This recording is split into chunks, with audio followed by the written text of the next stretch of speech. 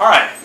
I have no speech that I can think of that's under 2 minutes, and so everything that I say is usually long and drawn out and involves economics, and I have to go through it. But let me give you just a couple things, because I don't know whether I want to just talk about why I'm running against Pete Sessions, which is a huge thing, or just more of the libertarian philosophy. Let me give you one quick thing about the libertarian philosophy, and that's about gay marriage. Okay? On the right, you've got Mike Huckabee saying gay marriage should not be allowed. The government cannot allow gay marriage. And then on the other side, you got Jon Stewart, who I love, and Jon Stewart's going, no, the government must allow gay marriage. But the thing about it, you think those are your choices. Everybody thinks those are my choices. And it's like this with war, it's like this with anything. Those aren't your choices, you have another choice. It's none of government's business who gets married. You know, the Constitution says we have freedom of religion. And last I checked, I've been to India, I've been all over the world. Religion is marriage is a very religious ceremony.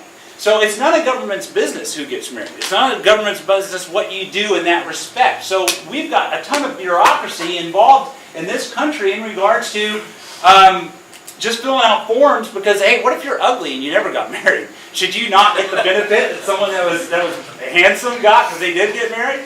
Like myself. No. So the point of it is that there's a huge bureaucracy made up on marriage alone that shouldn't even be there. And we do this over and over again, and every bureaucracy, every layer of that cake is more money out of your pocket that you would have had the freedom to do with what you choose. I think a lot of people believe that libertarians are just way out there, and it's always about drugs. That first question, drugs. Let's talk about drugs. They do that because that makes everybody go, oh yeah, never that. But the thing about it is, it's not about drugs. It's about freedom. It's about freedom to make your own choices with what you do with your life. It kind of got into the war. The war is really my big issue. He kind of tapped on it, so I kind of thought, I won't talk about the war. But it really is my big issue. I mean, there's a lot of people that go out there on TV every day and they say, why do terrorists hate us? And there's people like, they hate us because we're free. They hate us because we're a different religion than they are. Absolutely not. There were 7 million Muslims living in the United States prior to 9/11. Okay, so in order for them to hate our religion, surely some of those Muslims might have come out and attacked us. That would mean that even if, let's say, 1% of them had come out and attacked us, that would be 70,000 attacks.